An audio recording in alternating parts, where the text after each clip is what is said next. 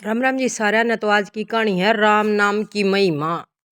सुनियो ध्यान तय। राम नाम की महिमा यूं सुनिए। राम नाम की महिमा पर हो है किसी है वो आज कहानी के तरीके सुनावांगे। एक समय की बात है जब तुलसीदास अपने गांव में रहते थे। वह हमेशा राम की भक्ति में लिप्त रहते थे। उनको घर वाले ने और गांव वालों ने लोगों ने डोंगी कहकर घर से बाहर निकाल दिया। तो तुलसीदास गंगा जी के घाट पर रहने लगे। वहीं प्रभु की भक्ति करने लगे। जब तुलसीदास रामचरितमानस की रचना शुरू कर रहे थे, उसी दिन उसके गांव में एक लड़के की शादी हुई और वो लड़का अपनी नववधू को लेकर अपने घर आया।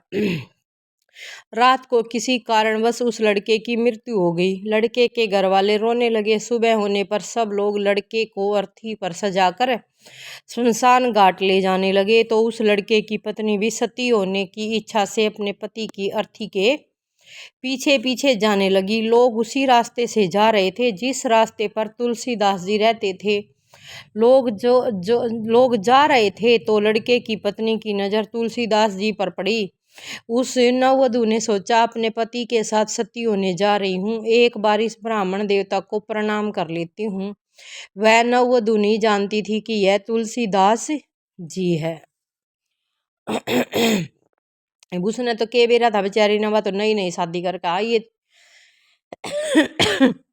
उसने तुरंत तुलसीदास को पैर छूकर प्रणाम किया और तुलसीदास ने उसे अखंड सौभाग्यवती होने का आशीर्वाद दिया। तब सब लोग हंसने लगे और बोले, तुलसीदास, हम तो सोचते थे तू पाखंडी हो, लेकिन तुम तो बहुत बड़े मूर्ख भी हो। इस लड़की का पति मर चुका है, यह अखंड सौभाग्यवती कैसे हो सकती है। सब बोलने लगे, तू भी झूठा, तेरा राम भी झूठा। देखो, तुलसीदास जी बोले, हम झूठे हो सकते हैं लेकिन मेरे राम कभी भी झूठे नहीं हो सकते।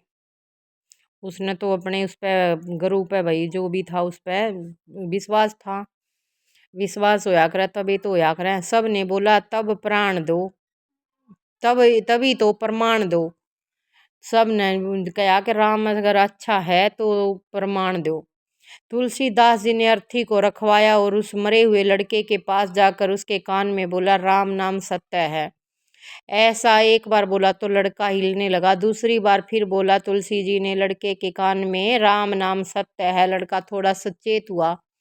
तुलसी जी ने फिर तीसरी बार उस लड़के के कान में बोला, राम नाम सत्य है। तो मृतक लड़का अर्थी से नीचे उठ कर बैठ गया। सभी को बहुत आश्चर्य हुआ कि मृतक कैसे जीवित हो सकता है। सब ने तुलसीदास को सिद्ध संत मान लिया। तुलसी जी के चरणों में दंडवत प्रणाम करके माफी मांगने लगे।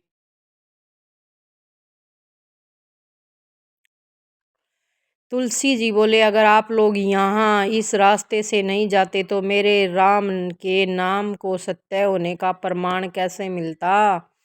यह तो सब मेरे राम की लीला है। उसी दिन से मृतक के पीछे राम नाम सत्य है बोलने की प्रथा चल पड़ी।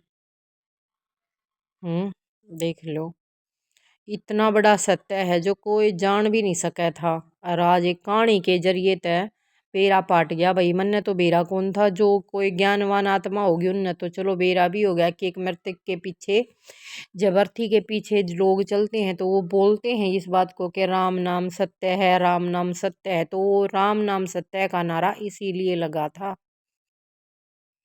सपने सपने होते हैं और हकीकत हकीकत होती है। तो देखो कैसे सपने हकीकत होते हैं। बहुत समय पहले की बात है। एक व्यक्ति था जो बेहद आलसी और साथ ही साथ गरीब भी था। वह कुछ भी मेहनत नहीं करना जानता था, लेकिन अमीर बनने का सपना देखता रहता था। वह भिक्षा ले मांग कर अपना गुजारा करता था। एक सुबह उसे भिक्षा के रूप में दूध से भरा एक घड़ा मिला। वह बहुत प्रसन्न हुआ और दूध का घड़ा लेकर घर चला गया। उसने दूध को उबाला, उसमें से कुछ दूध पिया और बचा हुआ दूध एक बर्तन में डाल दिया। दूध को दही में बदलने के लिए उसने बर्तन में थोड़ा सा दही डाला। इसके बाद वह सोने के लिए लेट गया। वह सोते समय दही के बर्तन के बारे में सोचने लगा। उसने सोचा सुबह तक दूध दही बन जाएगा, मैं दही में को मत कर उससे माखन बना लूँगा, फिर माखन को गर्म करके उससे घी बना लूँगा, फिर घी को बाजार में जाकर उसे बेच दूँगा और कुछ पैसे कमा लूँगा। उस पैसे से मैं एक मुर्गा खरीदूँगा, मुर्गी अंडे देगी, उन अंडों से बहुत सारे मुर्गे पैदा होंगे, फिर ये मुर्गियाँ सैकड़ों अंडे देंगी और मेरे पास जल्द ही एक पोल्ट्री फार्म होगा। वह कल्पना में डूबा रहा। फिर उसने सोचा मैं सारी मुर्गियाँ बेच दूँगा और फिर कुछ गायें कुछ भैंसें खरीद लूँगा और दूध की डायरी खोल दूँगा। शहर के सभी लोग मुझसे दूध खरीदने आएंगे और मैं बहुत जल्दी ही अमीर हो जाऊँगा। फिर मैं अमीर परिवार की खूबसूरत लड़की से शादी कर लूँगा।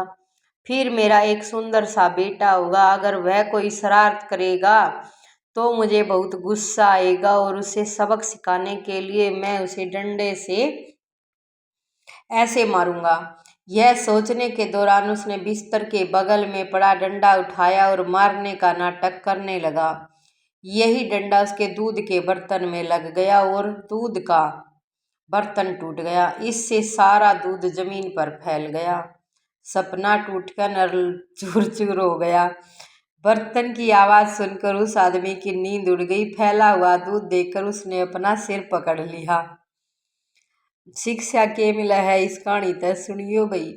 सपने देखो लेकिन खाली सपने देखने से कुछ नहीं होगा, हमें कड़ी मेहनत करनी होगी। कुछ भी जिंदगी में आसानी से नहीं मिलता है। हमारी जिंदगी को बेहतर बनाने के लिए कड़ी मेहनत करनी होगी, क्योंकि कड़ी मेहनत का कोई विकल्प नहीं होता।